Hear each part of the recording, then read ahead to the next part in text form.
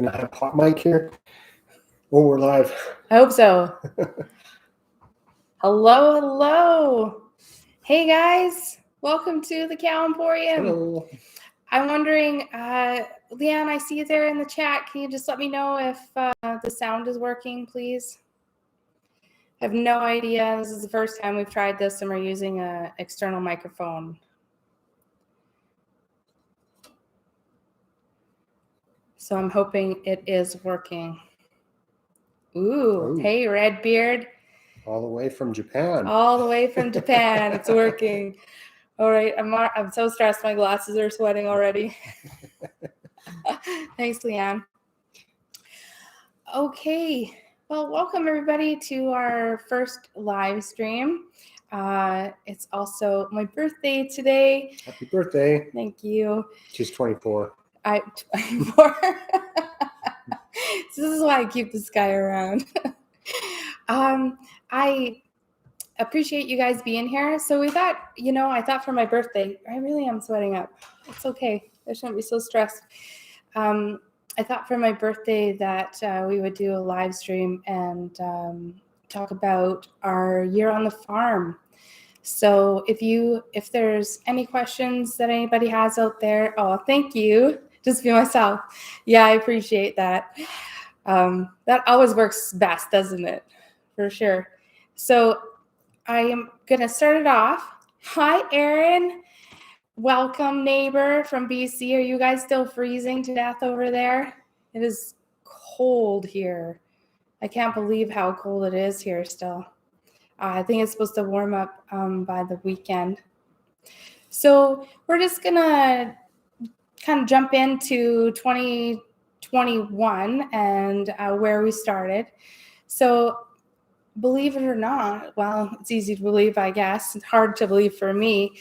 When we started the year, we started with maybe 30 to 40 subscribers.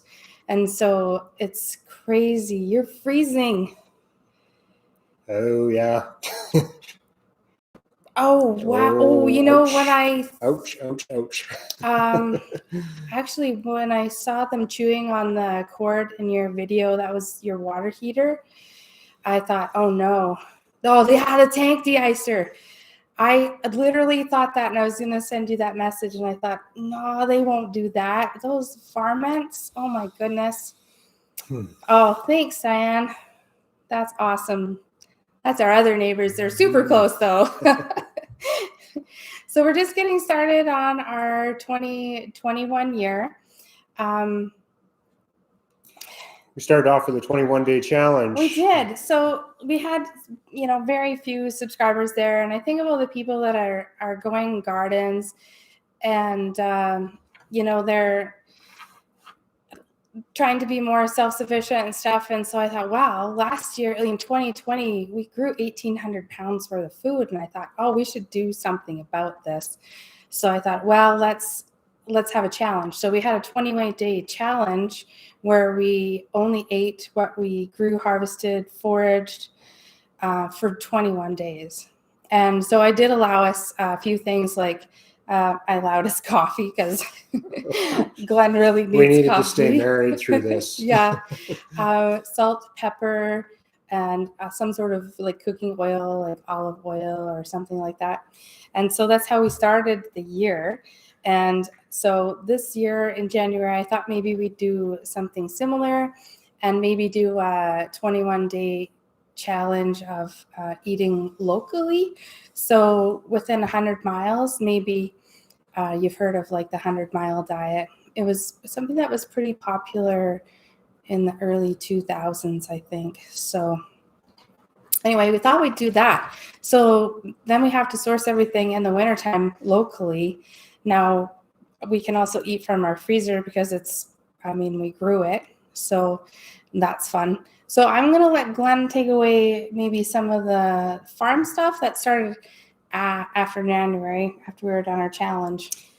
After we did our challenge, we pretty well moved into calving season, and we had a fairly warm calving season, actually.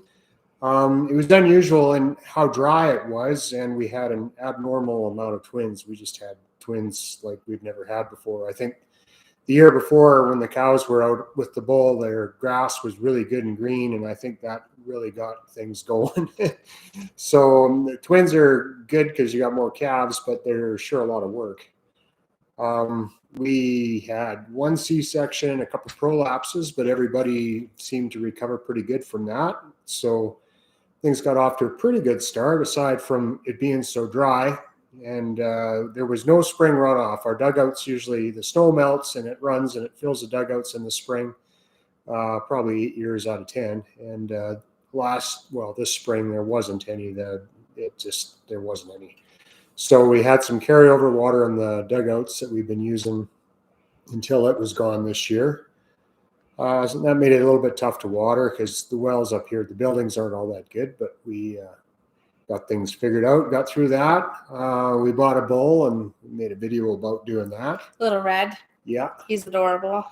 So then moved into seeding, and seeding was kind of a challenge too. We had lots of straw from the year before, and we didn't get any moisture really over the winter. So the straw didn't break down, and it was pretty hard to get through it. It took a lot of trips over it with the harrows and the cultivator to get the seed in the ground, and it was dry and dusty and wind was blowing everywhere, and it just wasn't really very nice seeding season, but we got it all done anyways. Hi, Rolling with Gal. Thanks for coming. We branded early because, we didn't want to have our calves as big when we were wrestling them. So we did it right at the end of April. And Annette got some baby chicks that day. We just got fat hens, I guess. What did we get? 25? Carlos in the house. Hey, how are you guys doing? Yeah, so we got some baby meat hens, and we got 26. 26? Yeah, because they always send you we have to. I mean, probably you guys do too. Have a minimum order, and then they always send you one extra because they think one's gonna die. Anyway, yeah, they didn't. So so that went okay. We had pretty good luck with our meat hens, actually. Did we lose any? I don't remember losing any. No, we didn't lose any. Yeah, wow. Okay, yeah. That was good. So our cows went to the hills, and there was some grass back there to start with. But then after they were back there for a bit, we moved them onto a new piece, and we started having some trouble with some poison weeds. So we got them out of there in a hurry and across the road onto a different field, and did some spraying, and had Annette with me just about the whole time. She carries the bear deterrent while I'm out there doing stuff in the brush, because there was a grizzly bear while we were trying to get the cows across the road that was standing in the gate. We were trying to move the cows through, so that was a challenge.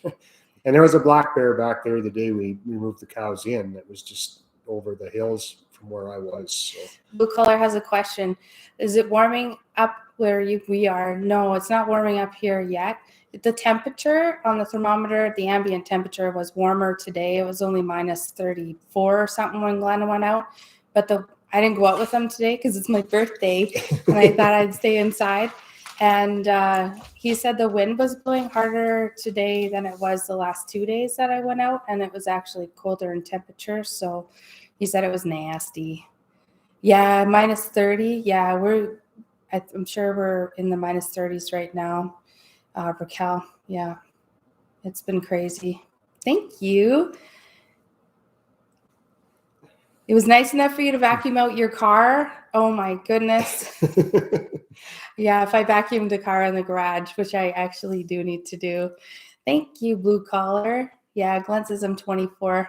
That's why I love him.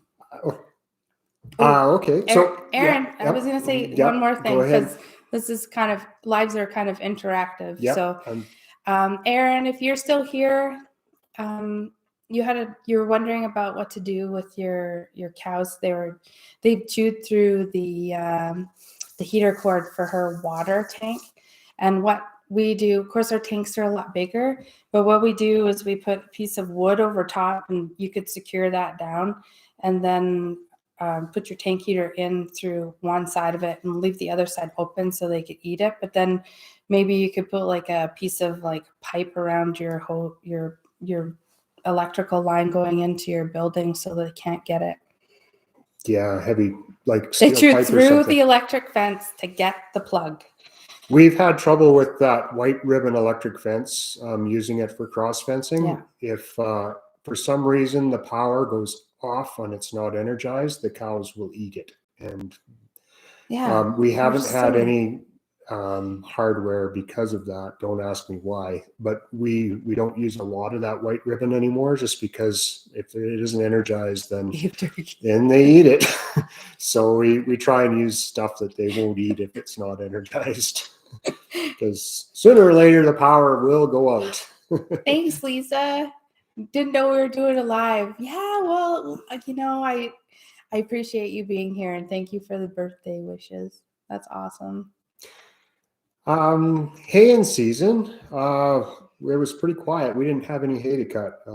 It's first year, and any time I can remember, there was nothing to cut. So we have insurance, so we're going to rely on that, I guess. We have carryover from last year because it was wet, thank goodness, or we'd be in trouble.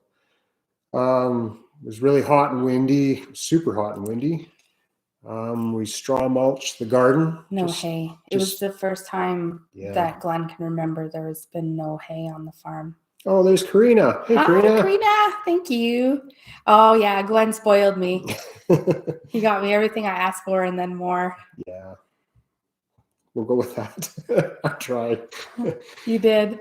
So we straw mulched the garden this year. I hate doing that. It's a lot of work in the fall getting the straw off it, but we were just trying to hold the moisture down because nothing would germinate and the hot, dry winds and stuff. So I think it helped, but the veggies even still didn't yield super good, except for the squash. And we have so many squash. Hence the Sunday squash series, because I'll feel bad if I don't use them up. Not that the chickens won't love them, but I should use them up because, they're a lot of work. They take a lot of energy to grow. So. Yeah, so Annette started this year selling some veggies for the first time. That's wow. If you can take and sell veggies, I'm thinking that's awesome. So Glenn's like, who's gonna buy beets? Sure enough, beets were the first thing that sold. She sold beets. She sold a lot of beets, actually. And I made up some wooden crates and put our logo on them, and just to put the veggies in. Hopefully, get some of those going around. And crates are beautiful. Yeah. Thank you, Leanne. Yeah. I do have a question. You said your husband does small hay bales. Are they round bales or like the rectangle bales, like the bigger rectangle square bales? I'm just curious how that works where you guys are. I know, Aaron, I'm excited. We're going to talk about it yet, but we got kind of a new plan for the garden this year that'll make it way more efficient. Yeah, I'm excited about the garden. That'll be good. Oh, Redbeard says the crates were cool. Yes, the crates were cool. Thank you. So we did a whole bunch of work to the combine before harvest started. Knew it needed some work. So we were trying to preemptively do the things that looked like it was going to give us trouble. And then we found a whole bunch of things that we didn't see that were going to give us trouble. And so it was pretty busy harvest keeping the combine running. You guys saw his million combine fixing videos. In fact, he wasn't even sure that he wanted me to put them up. So he waited like a month afterwards or something. He's like, people are going to think I can't farm. But yeah, you just do everything. Yeah, there you go. So we stripped an old swather for parts. That was kind of fun. And Annette wants me to build her a rocket stove out of some of the parts. You guys know what a rocket stove is, right? I think, time is running out on my 2 weeks off because I work in school and we have 2 weeks off for Christmas break.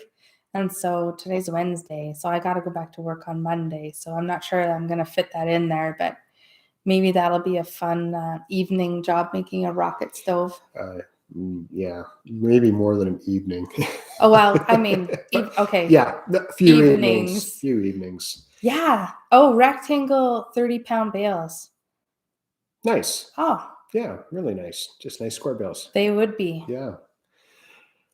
So our baby chicks, they were ready about the end of June, and it was so hot, we decided that we were going to see about getting them processed for us instead of doing them ourselves. And we have a Hutterite colony that's just like 4 or 5 miles away that will process them, and they're government inspected. So we caught them all and threw them in the back of the stock trailer. That was the funniest thing ever. We're driving to a stock trailer down the road with 26 chickens in the back of it. They thought that was just fine. We put some straw in there and put them in there and took them there, and we dropped them off and picked them up the next day, and they were all good to go. That was wow. We felt pretty lucky that we thought too. There's another person here that lives near us that has chickens butchered like that, and she sells them. So, but it was so hot. Like the days were so hot, but didn't feel comfortable doing that on our own. Yeah, and it was easier too. So much easier. I think we're just going to do that. I mean, you still raise them, but somebody else does the work, and they're packaged so nicely. Yeah, they're really set up to do it well. I don't know how many they do in a day, but it's crazy. I said, when we picked them up, I asked her, I said, you must be tired. It's a long day when it's butcher day. She said, oh, we only did 5,000 or something today. I was like, 5,000 in the amount of time it took us to do 20 one time. I thought, wow.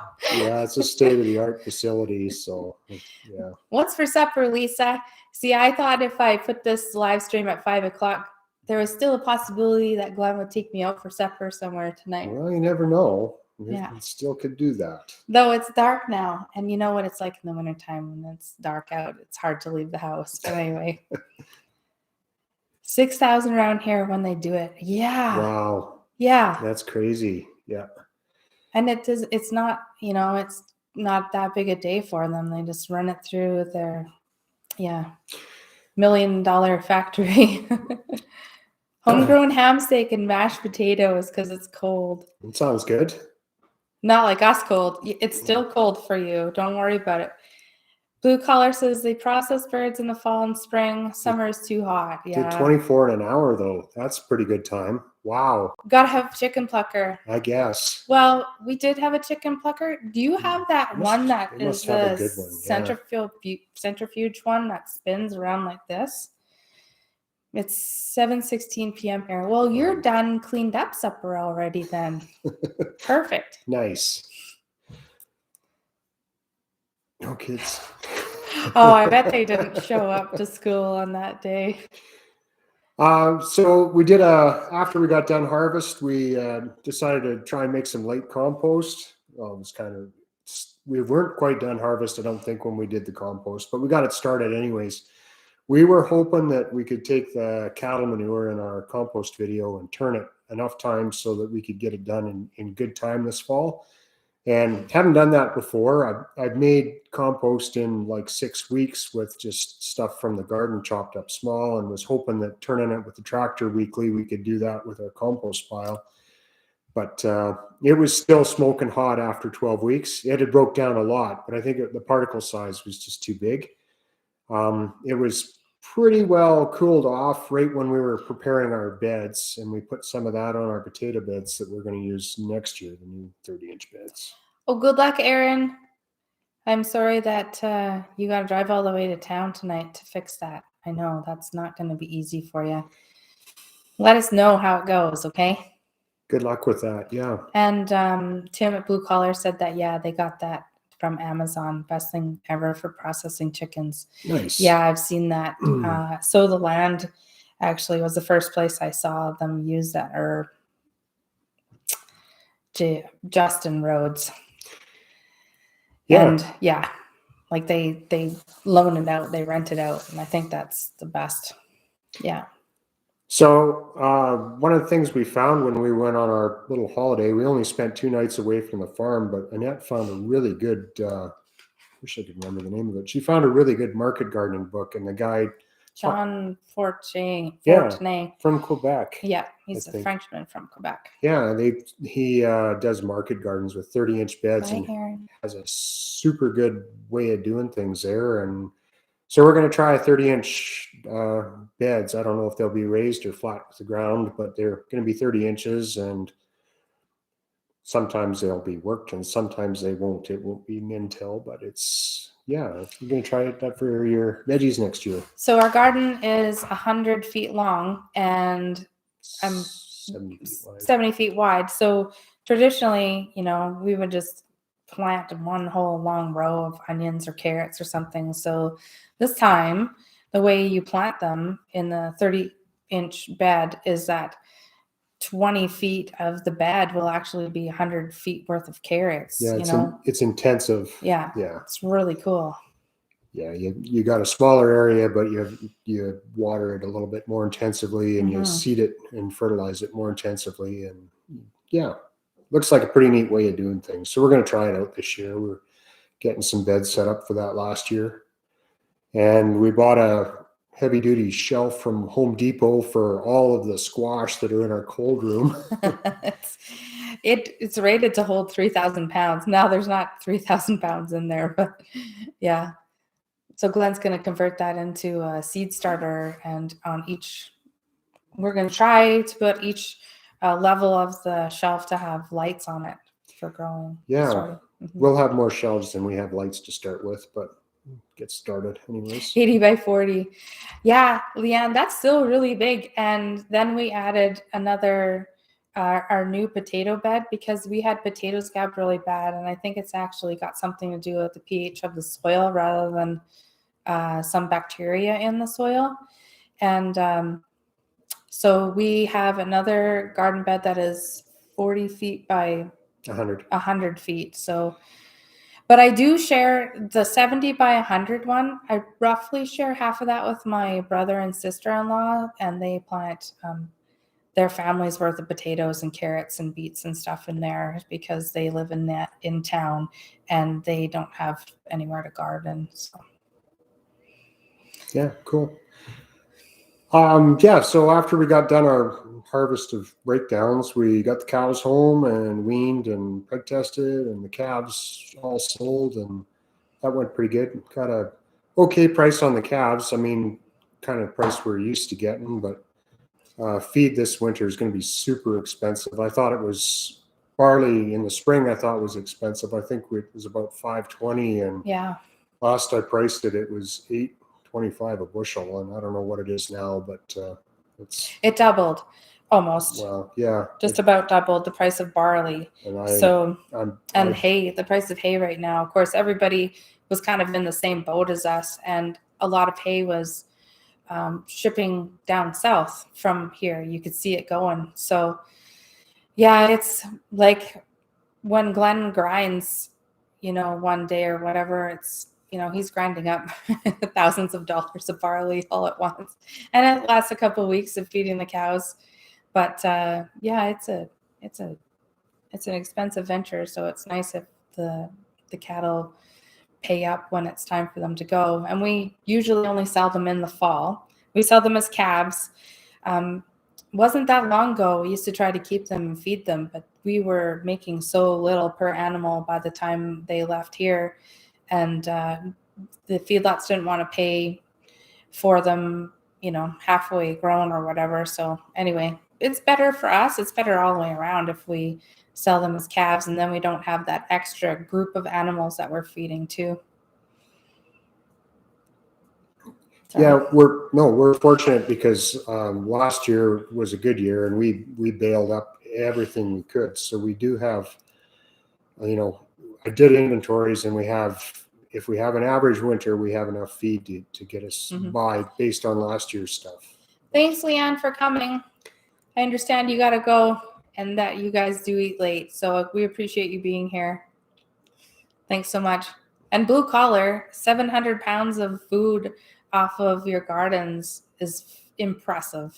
Really, really impressive. And I know you guys canned a lot of it or freeze dried it. Ooh, yeah. Which is that's cool. We see, freeze dryers flying into people's homes like crazy right now. And I'm not jelly. I'm not jelly.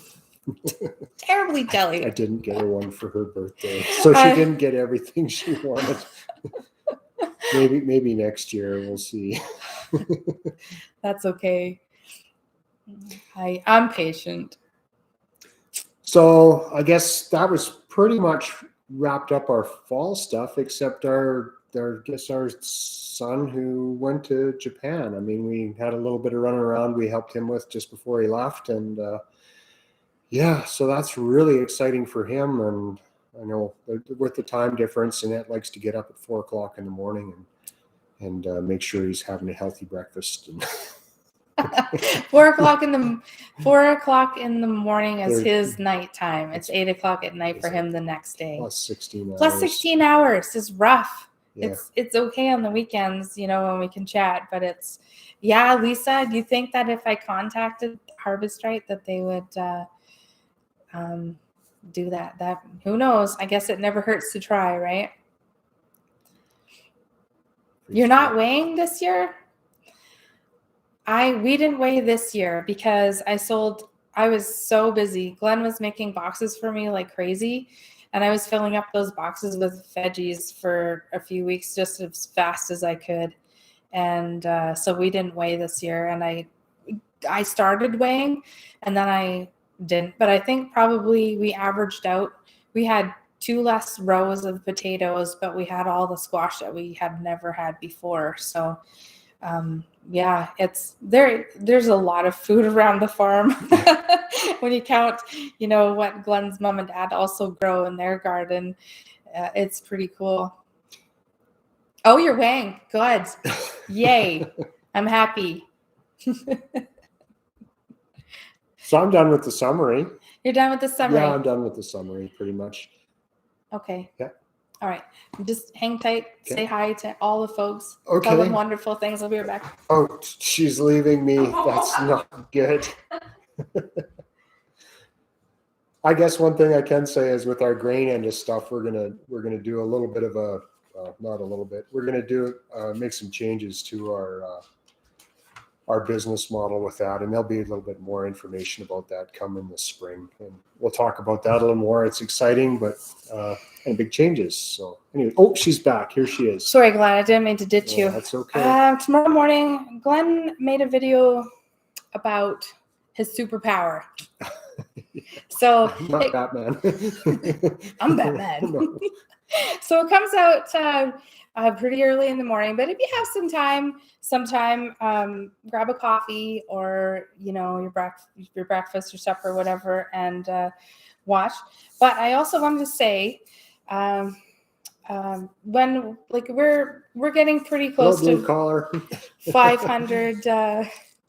Oh, Sasso! Hey, Sasso is from Saskatchewan, you guys. She's in the next province to the east of us. So welcome. Thank you.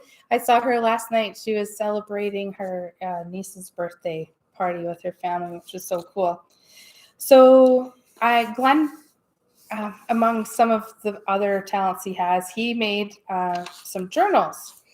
And because we were really close to 500 subscribers, I thought, well, wouldn't it be cool if we gave one of Glenn's journals away, do a 500 subscriber draw. And so this is it. And his superpower that he talks about in the video that comes out tomorrow is journaling.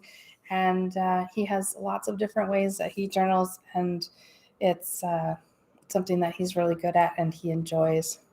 So anyway, so this is our journal that Glenn made. He said maybe sometime he would do a video on how he made these journals, because to the point where he printed the paper.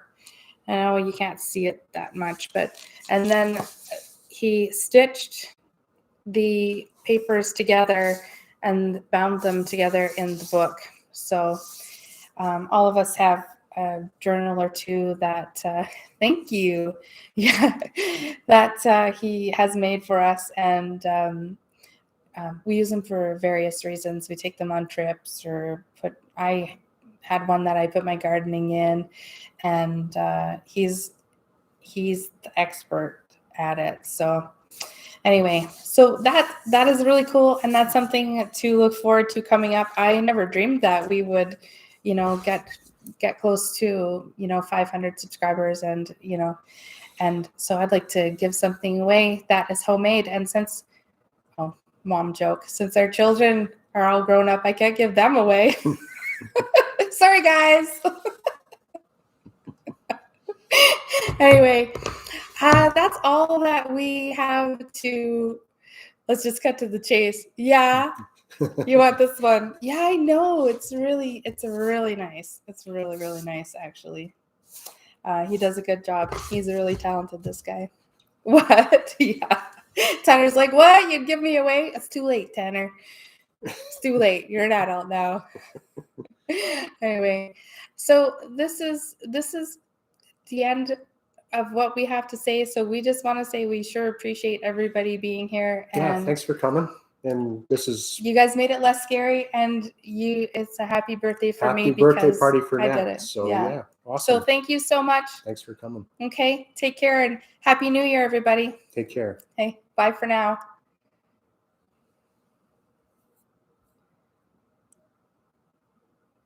Bye.